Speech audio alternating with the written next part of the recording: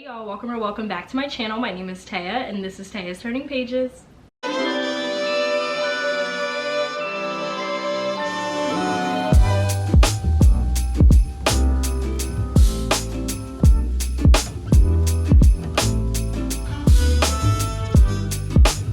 We get started, you might notice that the lighting is a bit different in this video, and that's because I'm actually filming at 7:37 at night and it is pitch black outside. So I do have my ring light on low here, so I'm hoping that I don't look super washed out or that it doesn't look super dark when I go back to edit this in iMovie, but we will see. Hopefully you guys will actually see this video, because since I'm filming at night, that means that there are more people up and about in my apartment complex that are making a lot of noise. So fingers crossed you guys actually see this video, but I won't know until I go into iMovie later. So in today's video, I will be participating in a book tag. I told you guys this in my other videos that I don't really participate in book tags as much as I probably should. I'm honestly not 100% sure as to why I don't participate in these as much. I feel like it could be because I have so many video ideas in my head and in my notes that I want to execute that sometimes I just let these tag videos fall by the wayside. But I feel like this is a great way for you guys to get to know me a little bit more. And obviously it's a bit more casual, a bit more personal and lax compared to my actual like sit down videos where I go over recommendations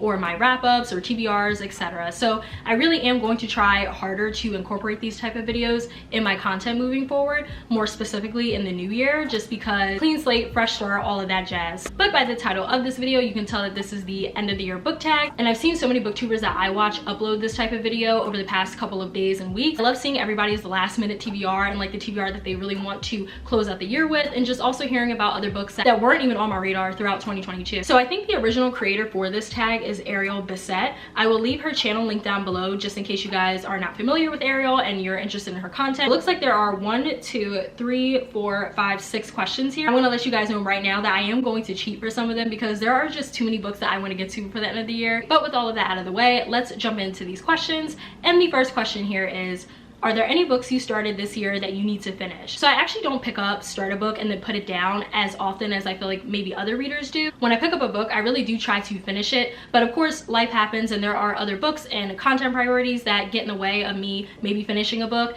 And I was able to find one for this prompt, and the book that I'm referring to is Jasmine Zumine Needs a Win by Suzanne Azim Boyer. And I was sent this book by St. Martin's Press earlier this month. And this book actually, I think, published on November 1st, I'm pretty sure. Either way, this book is now out if you are interested in it. I was sent this ARC in exchange for my review. I haven't finished it yet, which is really disappointing because I mentioned this book in my November TBR video. It's currently November 25th, and I just don't know if I'm actually going to pick up this book and finish it this year, just because there are other books that I really want to get to. I'm really excited about all of the books that I currently have on my December TBR. So unfortunately, I might have to drag this out a bit and bring it into the new year. So this is a coming of age story. So it's also really heavy on political topics. So I just feel like this is going to be a really well-rounded book, and I feel like I'm going to learn a lot when I read this, but I just haven't been in the mood to really pick it up and finish it. Like I said, I just don't think that that's going to happen until 2023. The next question is, do you have an autonomous book to transition into the end of the year? This is one of the questions that I do plan on cheating on because I have 2 books for this.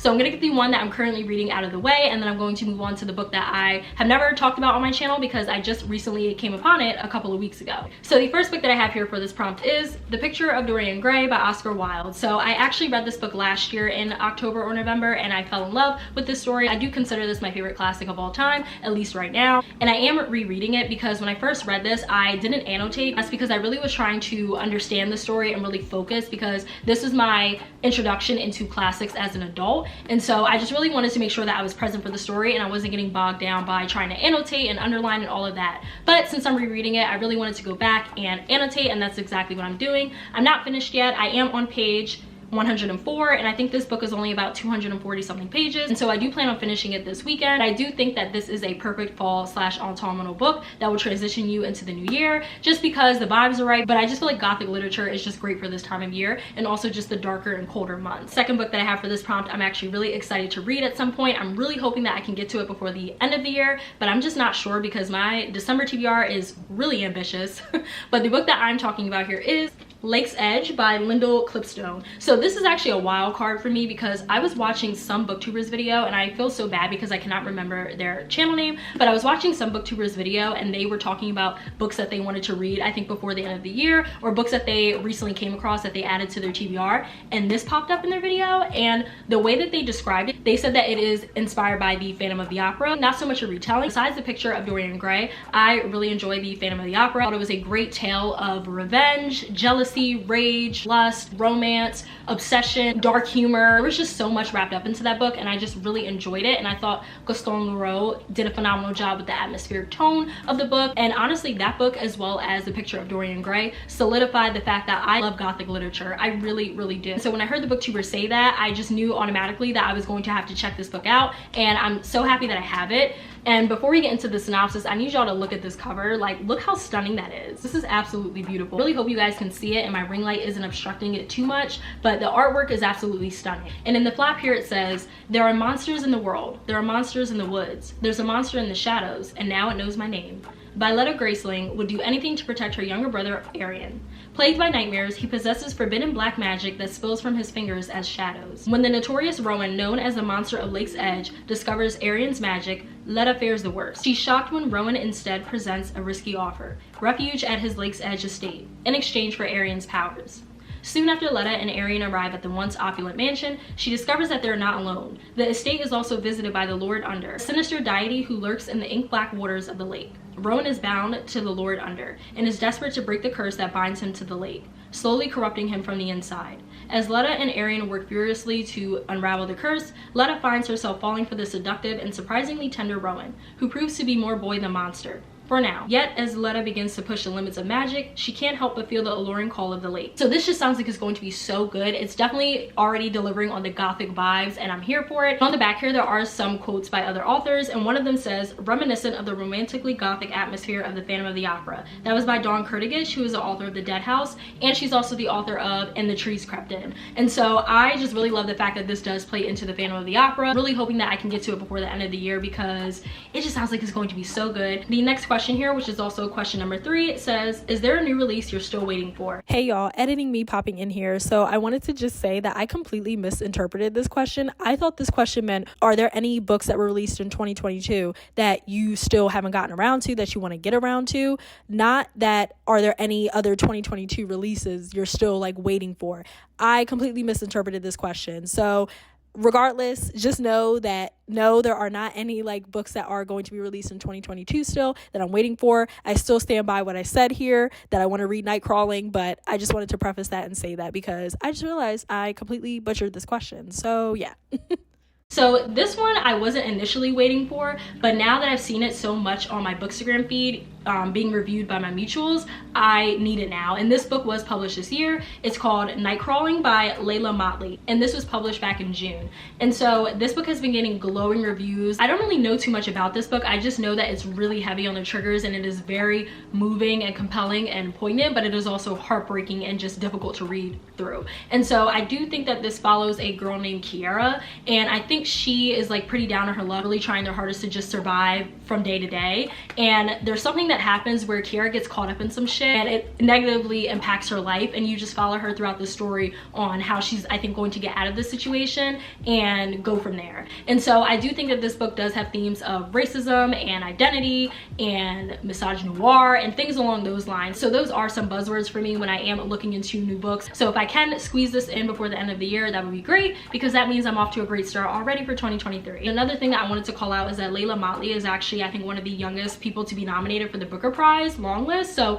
that's amazing. I love to see that. I love to hear it. So I definitely want to support this book in any way that I can. Fourth question here is, what are 3 books you want to read before the end of the year? So this one was easy because all of the books that I want to read in December, I'm so excited about. These 3 are high priority because I have either video content surrounding them, or I just really want to read them because they're newly released. The first book that I'll show you here is Before I Let Go by Kennedy Ryan. So I'm not sure if this video is going to go up before my December TBR or vice versa. I'm not 100% sure, but I did did talk about this in that video. This story follows two characters, I think one named Yasmin and one named Josiah, and they were originally married, but Josiah and Yasmin go through something that is super heartbreaking and super devastating, and it unfortunately leads to the demise of their marriage. And so they end up getting a divorce, and then I think you just follow them throughout this journey of finding their way back to one another and working through all of the trauma and devastation that they went through prior to their divorce. So that this book is going to make me super emotional, and it's going to give me all of the feels, because that is Kennedy Ryan's MO. You guys know, if you've been following my channel for a while, how much I love Kennedy Ryan as an author and how much I love her books. I feel like her books and her stories and her characters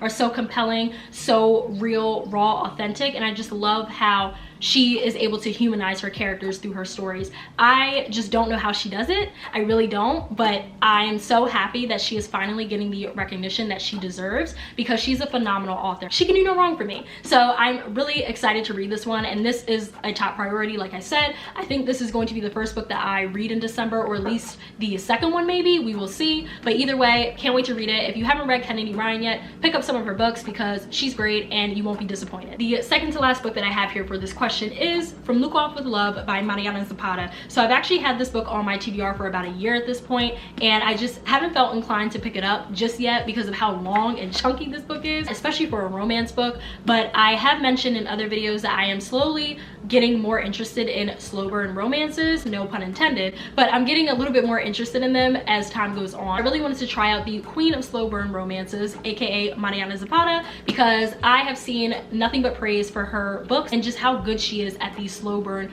romance trope. And so I've heard other booktubers say that you really don't get that much action until the very end of the book, but like I said, I'm really getting interested in more slow burn romances, so I'm really hoping that the pacing for this doesn't bother me.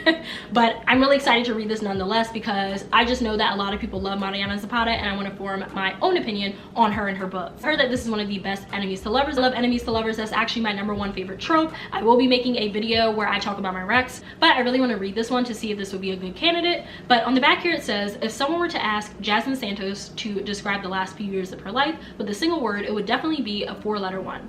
After 17 years and countless broken bones and broken promises, she knows her window to compete in figure skating is coming to a close. But when the offer of a lifetime comes in from an arrogant idiot she spent the last decade dreaming about pushing in the way of a moving bus, Jasmine might have to reconsider everything, including Ivan Lukov. So yes, sounds really cute, can't wait, and I might film a reading vlog on this. I'm not 100% sure, but I will let you guys know my thoughts on this whenever I do get around to it. And the last book that I have here for this prompt is Twilight by Stephanie Myers. I talked about this in my December TBR, like I said, so I'm not going to go into too much detail about why I want to read this book and all of that. Just make sure you check out that video, because now that I'm thinking about it, I think that video will be out before this one. The main reason why I want to read this is just because I have never read Twilight before, and I just want to see what it's giving. I'm tired of dealing with the FOMO of not being a part of this fandom, or at least knowing what's going on in the Twilight world, and so I finally decided to cave, and I will be filming a reading vlog where I read this book as well as watch the movie. But really looking forward to getting to this book and crossing it off of my TBR list once and for all. The second to last question, which is the 5th question here, says, is there a book you think could still shock you and become your favorite book of the year?